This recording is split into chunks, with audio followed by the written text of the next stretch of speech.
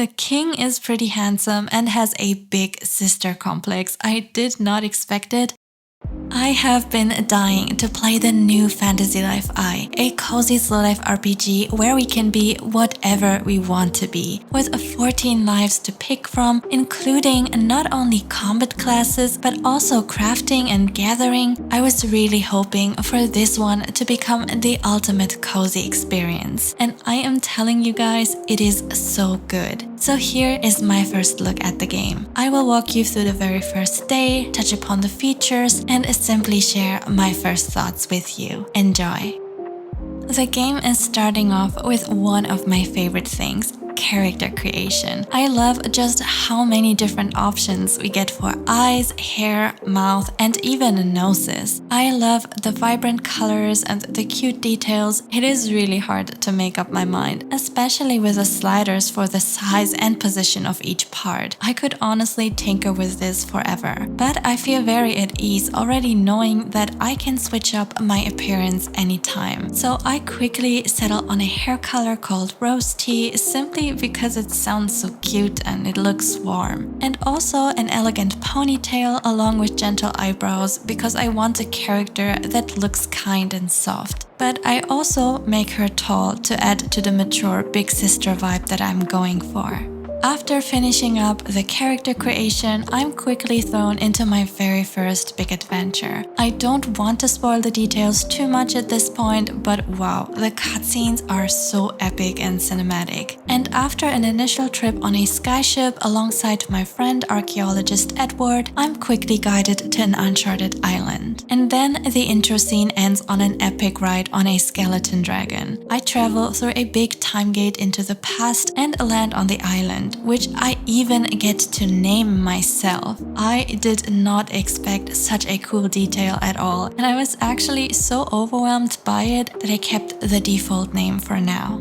The island looks so beautiful and idyllic, and I can already feel how this game really manages to make me super relaxed just by immersing myself in the atmosphere. It seems that at first I have to find Edward again, who got separated from me in the meantime. So I quickly check the map to see where I'm located and then head towards the first quest marker, where I run into a girl named Rem. And then I quickly make my first encounter with enemies. Equipped with just a stick, I can still dodge, make short attacks and more powerful charged attacks. It might take a while to read the enemy's attack pattern, but it is not hard to figure out. I just really suck at it, so don't mind me.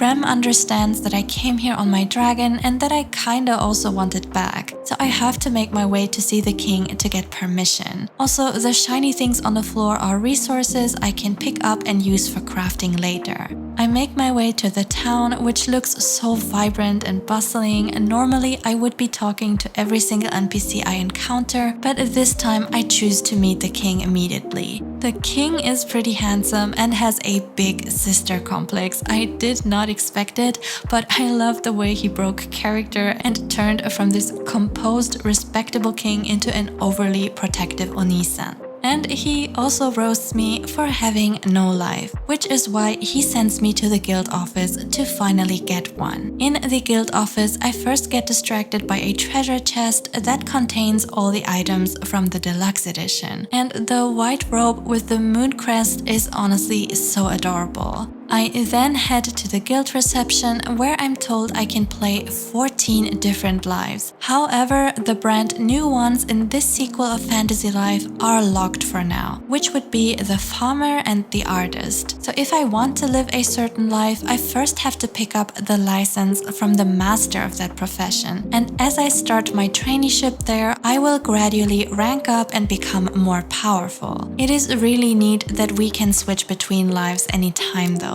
So I check out all the lives before I settle on one, and I pick my favorite based on how much I like the outfit. So Tailor it is, the same one I picked in the old Fantasy Life game. She just looks so cute and I love fashion. But before I head to the Tailor Master, I simply have to check out all the new options in the menu. I was so thrilled to see we get Transmog, which means no matter what armor I equip for better stats, I still get to pick any look and clothing that I want. Also, we have a Skillboard now, so every time our character levels up, we can distribute our points there. And we also get a function to snap a quick selfie for our avatar's profile picture too.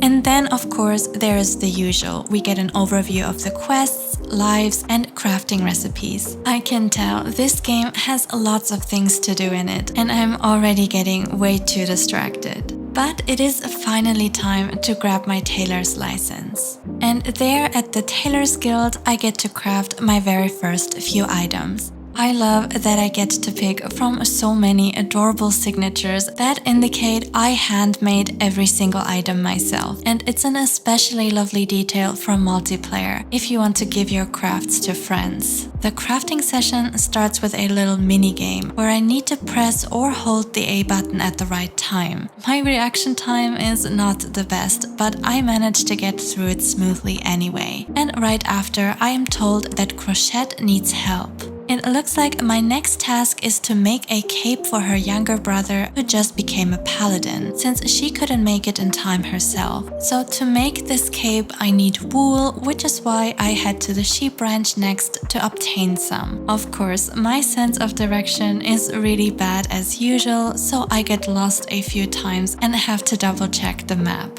But finally, after receiving both the wool and the crafting recipe for the cape, I complete the sewing minigame again. And ta-da, we made a flowy cape.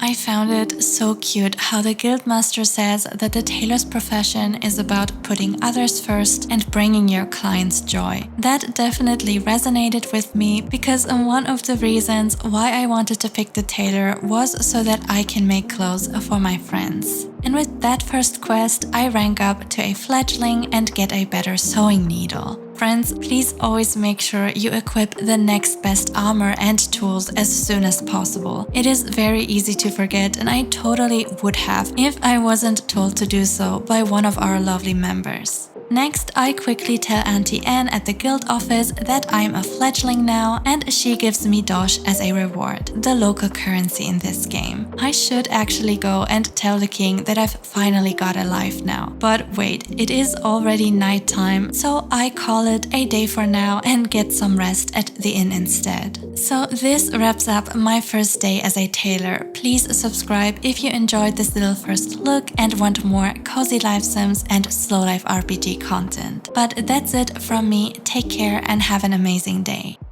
And a massive thanks goes out to our wonderful members who made this video possible in the first place. Many thanks to Danny, MJ, Ty, Liana, and a warm welcome to Faye. You cannot imagine how much I appreciate it.